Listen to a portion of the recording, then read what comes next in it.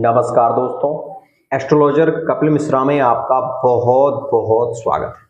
आज हम बात करने वाले हैं मित्रों, विशेष रूप से मेष राशि वाले जातकों के लिए राहु विशेष रूप से 12वें भाव में और केतु 6ठे भाव में क्या शुभ क्या अशुभ प्रभाव देंगे 2025 तक। विशेष रूप से इस बात को जानिएगा। मित्रों, बता दूं 21 अप्रैल 2025 तक राहु का यह जो गोचर चलेगा ये क्या प्रभाव देगा उसे हम विशेष ध्यान से समझते हैं। मित्रों, सबसे पहले तो आप ये समझिएगा कि यहाँ पर जो राहु 12वें भाव में जा रहे हैं, ये मेष राशि से 12वें भाव में जब राहु जाएंगे तो अगर आपका कोई कोर्ट कचहरी का केस चल रहा है या तलाक इत्यादि का कोई केस चल रहा है तो वो यहाँ पर फाइनल होगा। दूसरी और विशेष खास बात, मित्रों, यह जो राहु है ये आपकी विदेश की यात्राओं के योग बनाएंगे, या फॉरेन इत्यादि जाना चाहते हैं या विदेश की यात्राएं करना चाहते हैं तो उसके लिए यह राहु बहुत ही ज्यादा लाभकारी होंगे। मशीनरी कार्य में ये आपको लाभ देंगे। साथ ही साथ 12वें का राहु मित्रों खर्चे बढ़ाता है, इस बात का भी विशेष ध्यान देना। साथ ही मैं बता दूं कि राहु की जो दृष्टि 12वें भाव से आपके सुख भाव पर पड़ेगी, तो ये भी ध्यान देना कि इस बीच में माता के स्वास्थ्य में कमी आना ये निश्चित है, क्योंकि राहु की पंचम दृष्टि मातृभाव पर रहेगी। ये बात ध्यान रखिएगा।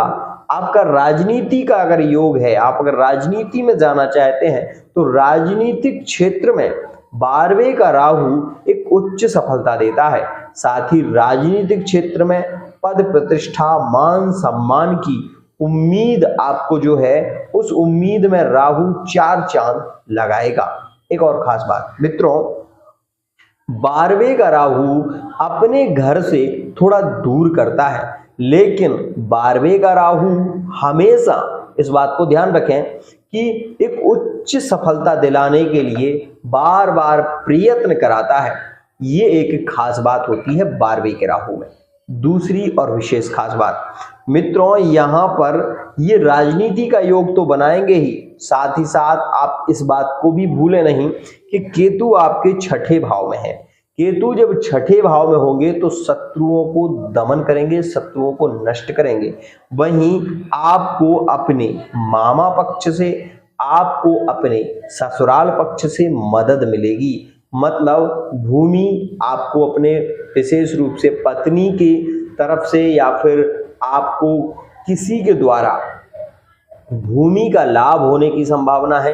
गुप्त धन की प्राप्ति के भी योग 6ठे का केतु बनाता है।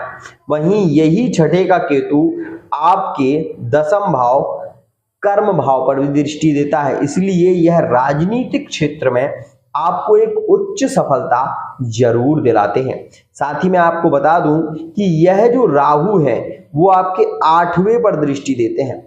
इसके चलते अगर आप एक इंजीनियरिंग लाइन में हैं या फिर आप डॉक्टर हैं, किसी चीज पर रिसर्च कर रहे हैं और आपकी राशि मेष है, तो 100% आप एक बहुत ही श्रेष्ठ रिसर्च कर पाएंगे और आप एक इंजीनियर लाइन में हैं तो एक श्रेष्ठ पद पर आप जरूर पहुंचेंगे। साथ ही मित्रों, मैं आपको बता दूं केतु की यह जो दृष्टि आपके 2य भाव पर है, अगर आप संगीतकार हैं, संगीत में रुचि रखते हैं या संगीत के क्षेत्र में कलाकार हैं, कोई कला पेंटिंग इत्यादि का कार्य आपको आता है, तो यह केतु अब आपको छुपने नहीं देगा, क्योंकि अब ये आपको छपा देगा। मतलब पोस्टर इत्यादि आपके लगेंगे, मान सम्मान की आपको प्राप्ति जरूर होगी अगर आपकी राशि मेष है। कुछ विशेष हानियां, उनको विशेष ध्यान रखें। मित्रों, 12वें का राहु कोर्ट कचहरी इत्यादि में केस को फाइनल करता है। साथ ही साथ 12वें का राहु अगर आपकी कुंडली में है तो आपको जेल की यात्रा भी करनी पड़ सकती है। ये बात विशेष ध्यान रखना। 12वें का राहु अकारण ही राजनीतिक क्षेत्र में लाभ देता है, लेकिन जेल की बार बार ऐसी स्थितियां बनाता है जिससे आपको लड़ाई झगड़े इत्यादि के कारण जेल में एक आध बार जाना ही पड़ता है।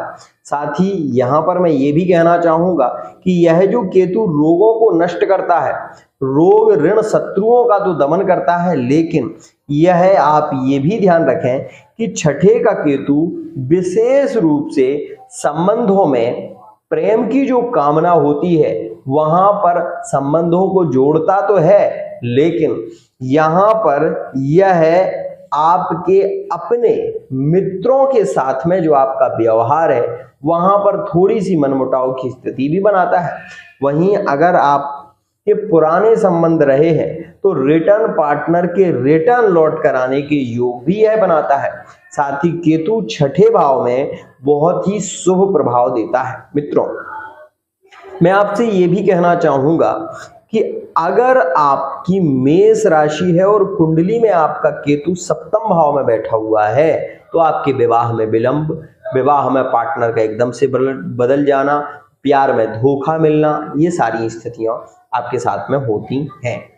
राहु को पॉजिटिव बनाने के लिए केवल एक ही कार्य, थोड़ी सी उड़द की जो दाल होती है उसको रात्रि में पानी में गला कर रख दें किसी मटके में या किसी मटकी में, और मित्रों सुबह उठकर उसमें आप थोड़ा सा मित्रों उस दाल में आप थोड़ा सा नमक मिलाकर मित्रों उसको बहते हुए पानी में छोड़ दें। इससे नेगेटिव जो राहु और केतु का प्रभाव है वो खत्म हो जाएगा। आज के लिए इतना ही। अगर वीडियो आपको पसंद आई है तो चैनल को सब्सक्राइब करना ना भूलें। साथ ही ये स्थिति मैंने आपको बताई 2025 तक।